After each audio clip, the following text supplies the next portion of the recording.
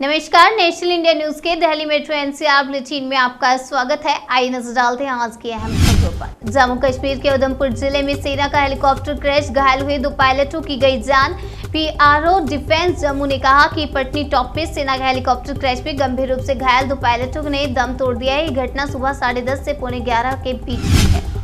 Covishield को मान्यता नहीं देने का मुद्दा भारत ने ब्रिटेन के सामने उठाया, कहा भेदभाव से भरी है नई पॉलिसी। विदेश सचिव हर्षवर्धन श्रृंगला ने मंगलवार को कहा कि कोविशील्ड को लेकर भेदभावपूर्ण नीति के चलते ब्रिटेन जा रहे हमारे नागरिकों पर असर पड़ रहा है। शिवसेना नेता का शरद पवार पर हमला, कहा पीठ में छुरा घोंपने वाले हमारे गुरु नहीं हो सकते। पूर्व केंद्रीय मंत्री अनंत गीते ने कहा कि शिवसेना, एनसीपी और कांग्रेस के गठबंधन वाली महाराष्ट्र की महाविकास आघाड़ी सरकार सिर्फ एक समझौता है।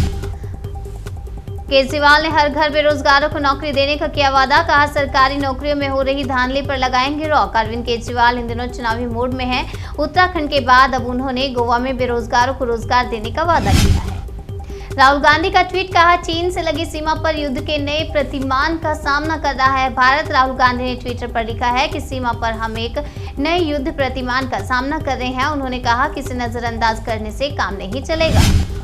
पश्चिम बंगाल में हार के बाद दिलीप घोष की छुट्टी, अब सुकांता मजूमदार बनाए गए बीजेपी प्रदेश अध्यक्ष। दिलीप घोष लोकसभा में मेदिनीपुर निर्वाचन क्षेत्र का प्रतिनिधित्व करने वाले संसद सदस्य हैं। 1984 में राष्ट्रीय स्वयंसेवक संघ के स्वयंसेवक के रूप में अपनी राजनीतिक यात्रा शुरू की।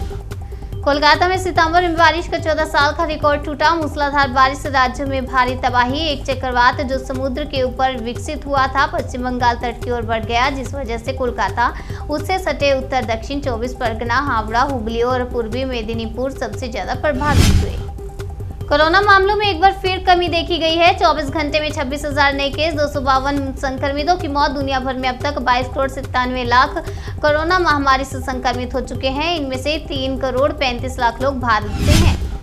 केजरीवाल के चुनावी वादों पर मदन कौशिक का निशाना, कहा जुमलों को जनता खूब समझती है। उत्तराखंड इलेक्शन 2022 को लेकर राजनीतिक दल एक दूसरे पर हमला करने का कोई मौका नहीं छोड़ रहे हैं। आपके चुनाव वादों पर उत्तराखंड बीजेपी प्रदेश अध्यक्ष मदन कौशिक ने अरविंद केजरीवाल को आड़े हाथों लिया।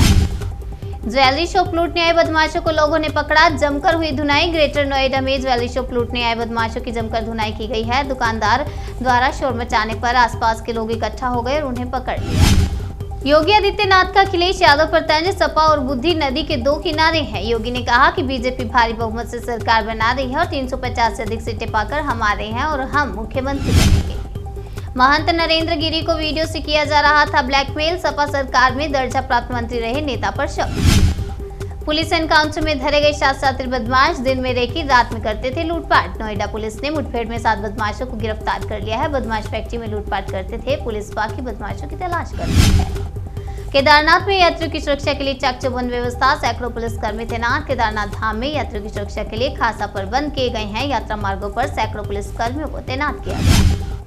चीन अब तिब्बत के लोगों को जबरन सेना में कर रहा है भर्ती, ट्रेनिंग देकर एलएसी पर भारत के खिलाफ किया जाएगा तैनात। तिब्बती सैनिकों को भर्ती के दौरान कई तरह के टेस्ट से भी गुजरना पड़ रहा है। इसके तहत तिब्बती सैनिकों को चीनी भाषा सीखने के लिए कहा जा रहा है। पीओके में फिर सक्रिय हुए आतंकी संगठन, पिछले 15 दिनों में बने कई नए कैंप, उरी में दिखी बड़ी हलचल। सुरक्षा एजेंसियों को यह आशंका है कि तालिबान के हाथ लगे हथियारों के जखीरे को लश्कर और जैश के आतंकियों को दिए जा रहे हैं। यही नहीं, आईएसआई लगातार कश्मीर में भारतीय सुरक्षा बलों पर हमले की साजिशों में लगी हुई है। अगली खबर पंजाब से है। ताबड़तोड़ एक्शन ले रहे सीएम चरणजीत सिंह चन्नी, BR अम्बेडकर की प्रतिमा को नुकसान पहुंचाने की कोशिश करने वालों को जेल। जालंधर जिले के फिलौर कस्बे में आधी रात को भारत रत्न बाबा साहब डॉक्टर BR अम्बेडकर की प्रतिमा को नुकसान पहुंचाने की कोशिश की गई। नरेंद्र गिरी मौत मामले में कांग्रेस के इस बड़े नेता ने बीजेपी पर साधा निशाना, यूपी में राष्ट्रपति शासन लगाने की मांग की।